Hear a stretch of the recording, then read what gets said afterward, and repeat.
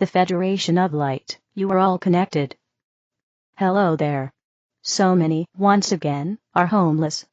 Their homes and all belongings gone, and yet, here many of us sit, carrying on in our everyday lives, unscathed, unharmed, untouched. How can we help those less fortunate? It would be good to have some input from you. Of course, we know to send love, yet, is there more we can do? Welcome, Blossom, and each one. Each one residing upon this planet, some with roofs over their heads, some not. Some with food, some not. Some with someone to hold them, some not. Dearest souls, on the understanding that we are all one, then let it be so, in the knowing that which you do unto another. Therefore, when you lay your head to rest at night, in a warm cozy bed, know you are doing it on behalf of another. When you partake of a nourishing meal, do it in the knowing that the food you intake is benefiting another. When you cuddle up close to a loved one, know the warmth felt is warming the heart of one who does not have this loving tenderness in their life. You understand what we are saying? You can apply this to absolutely everything that you are grateful for. To know that your heart is also another's heart. So that in all that you do it in the knowing that is for the highest good of all. Thank you. I get this, and have done so for many years. Yet, it takes a lot of trust in accepting that this is so, and that another can actually feel it. It does not take trust, Blossom, it takes knowing. That is all it takes. Knowing that this is so. Yet, when getting into a warm bed, many are freezing on the streets. How does my doing this, and being aware I am doing it for others, really help them? Blossom, you would be surprised. So, maybe we need to go into more detail about the knowing. If you wouldn't mind. It could be that when you know another is being warmed by your gesture, that although they have no bed, a peace can come over them at that time. It is more than possible for them to feel your warm bed, energetically, for you are part of the whole. Would we say that your circuitry travels to them via the connection that each and every soul has? You are all connected by it. Through it. This connection is part of you. It is how you pick up on another's thoughts. Thoughts of one that may be far away, and yet they are aware of you at that time, because you are thinking of them. So, it is to take that understanding to a much deeper level, and know that the thought sent out can be created into an action, and be felt on a level of reality even though it is not. It simply is the connection reverbing through the circuitry, and creating an effect. This is how you can strengthen those who are experiencing such loss. This is how you can brighten one's day, even though you do not know them. To send out joy to places that are destroyed may seem an odd thing to consider, and yet, if you know that what we speak of is truth, then would you not agree that joy is something they are in great need of? Each soul who is experiencing devastation and loss, and finding themselves surviving under extreme conditions, is having to dig deep within to find the will to continue. Yet, also, with such ease, they find their willingness to assist another wherever they can. In these places there is so little of, woe is me, and a great deal of, how can I help my neighbor? There are many miracles that derive from such tragedy. Blessings, both large and small, that lift the spirit under such dire conditions. All over your planet, souls are suffering in one form or another. This is not how it should be.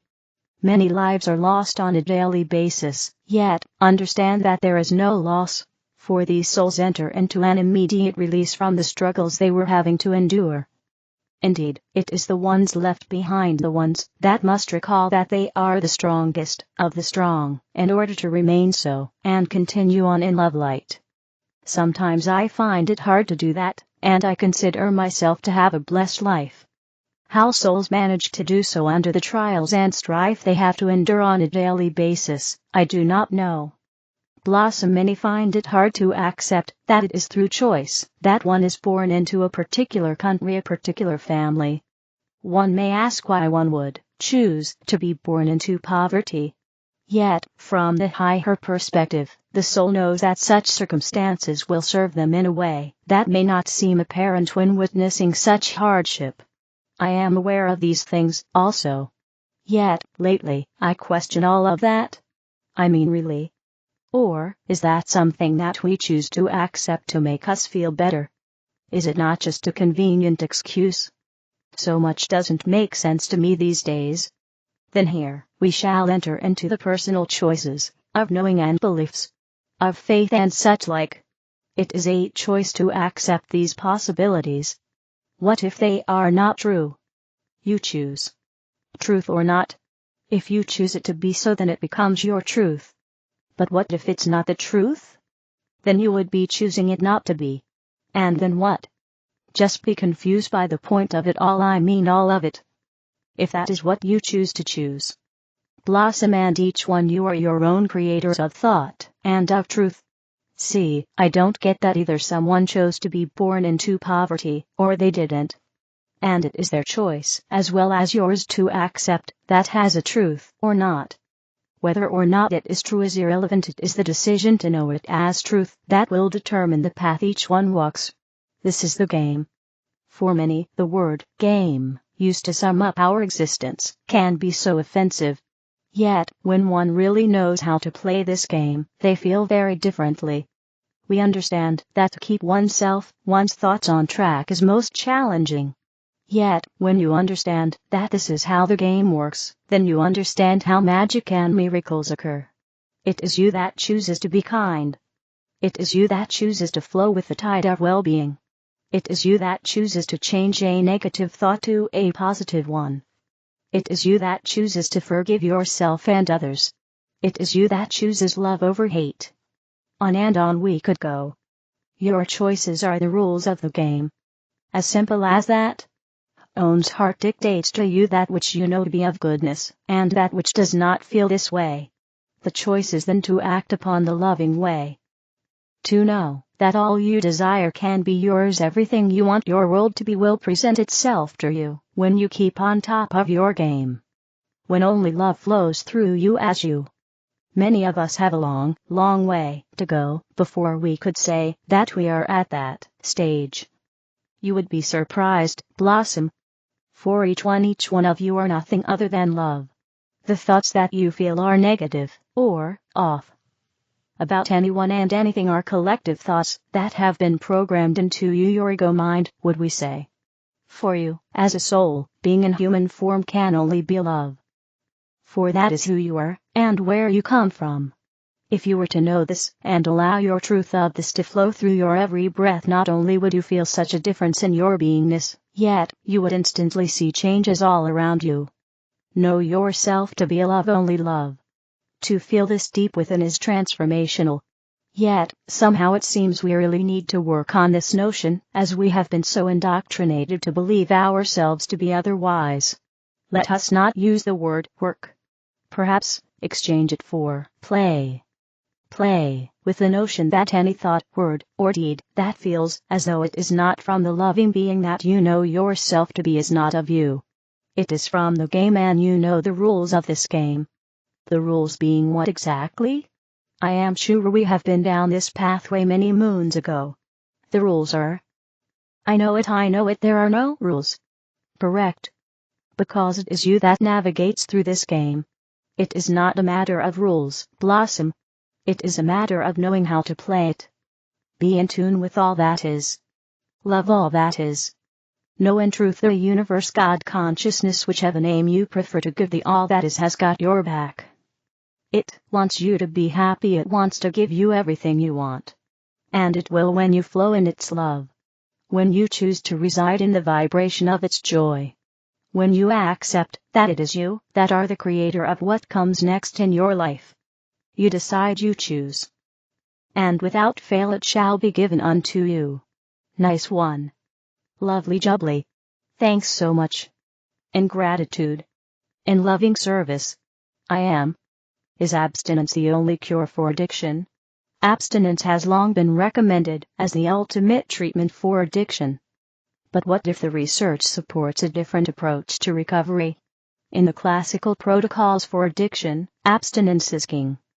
12-step programs and other strategies help people quit a certain substance or behavior and stay off it forever. While this strategy absolutely works for some people, it doesn't work for everyone. According to the American Addiction Centers, only about 5 to 12% of people who go through a 12-step program actually succeed in recovering from their addiction. So what if there's another way to work with addiction? What if abstinence isn't the only option?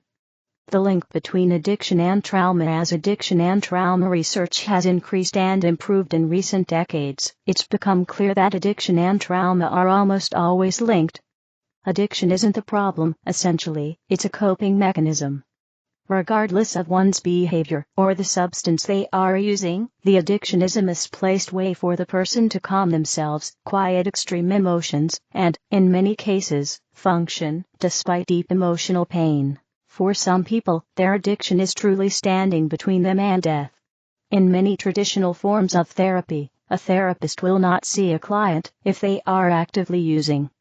To paraphrase Adi Jaffe, who wrote the book The Abstinence Myth, that's a bit like telling someone with a broken leg they can get help down the hall, but they have to walk all the way there without their crutches.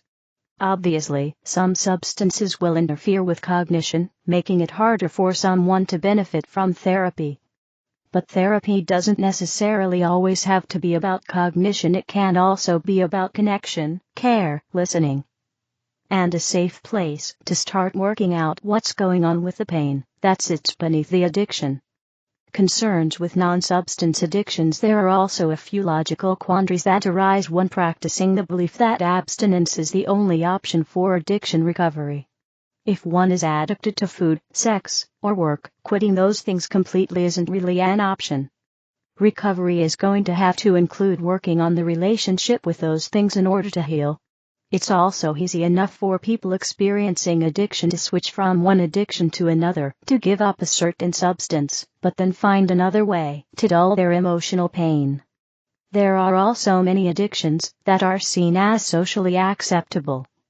Caffeine is an addictive substance, and addiction to work can lead to the breakdown of one's health and relationships. In a society that is hyper-focused on productivity, there is very little stigma surrounding addictions to things that make us more productive, even when those things greatly impact our well-being. Is it an addiction? Further complicating the issue, in recent years, plant medicines like cannabis and psilocybin have been increasingly studied and legalized. If someone is regularly using a substance that was formerly illegal but is now legal for medicinal use, does that qualify as an addiction? One simple way to know whether you are addicted to something or not is this: pleasure, or the experience of taking good medicine, brings us more deeply into our bodies and into our feelings, helping us feel more like our authentic selves. It can increase our empathy as well as our ability to communicate, express feelings, and care for ourselves. Addiction is simply the relief of no longer having to feel your feelings. From this perspective, it's really not about the substance, but rather about an addictive energy. Drinking wine for the sensual experience, to enhance the taste of food, or as an act to share with another person, is an expression of pleasure and connection to your body. Drinking wine to disconnect and dull your feelings, especially to the point of consistently harming your body with hangovers and impairment, is more like an addiction. Addiction versus connection. One of the strongest elements of 12-step programs is the group aspect. People are encouraged to come together to talk about their feelings, problems, and relationships with the substance or addiction they are struggling with. As many recovery programs and specialists remind us, the opposite of addiction is connection, not abstinence. We know that addictions tend to seem hereditary. But if we think of addiction from a wider perspective, we can also see that what might be passed down are survival and coping mechanisms, not necessarily an addiction itself.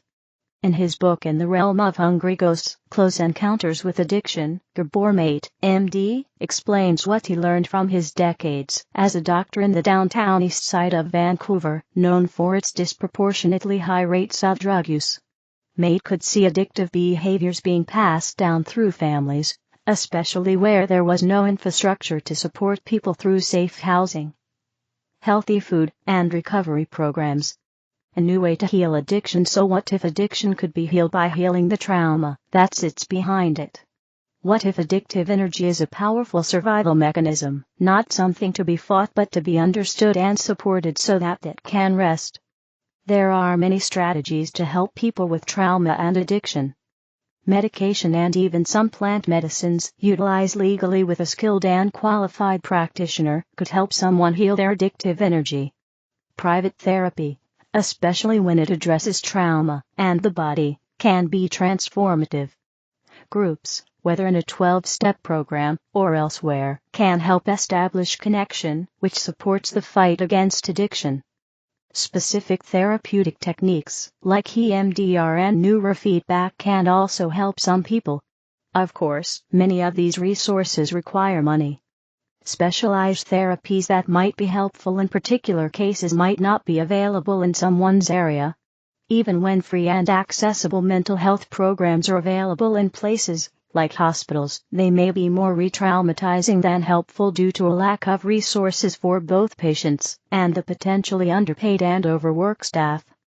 But perhaps the approach to understanding ourselves and our addictions better is simple. Connecting with friends and speaking the truth can be powerful. 12-step programs have a lot of benefits and are free and found in all major cities. Mindfulness meditation can help teach us to get curious about our addiction and how it works and what it might be protecting us from. However we choose to approach addiction, maybe we don't have to think of abstinence as the only choice and the only way. Maybe this could be the start of a kinder, gentler recovery process. This strategy could certainly lead to abstinence, and that may indeed be the best thing for you. But if we didn't have to start there, maybe it wouldn't be so hard to get there. The Pleiadians Council of Light. It will affect everything in your solar system. Blessings, we are the Pleiadian Council of Light. It's a joy to be speaking with you during this monumental time in Earth's evolution. As humanity stands on the brink of transitioning into the fifth dimensional realm of light, an acceleration in the perception of time is being felt and experienced by many of you. The very essence of time-space seems to be in a state of rapid flux, with the flow of hours, days, and weeks appearing to quicken in pace, mirroring the intense amplification of frequencies that are currently enveloping Earth in a transformative wave of cosmic energy.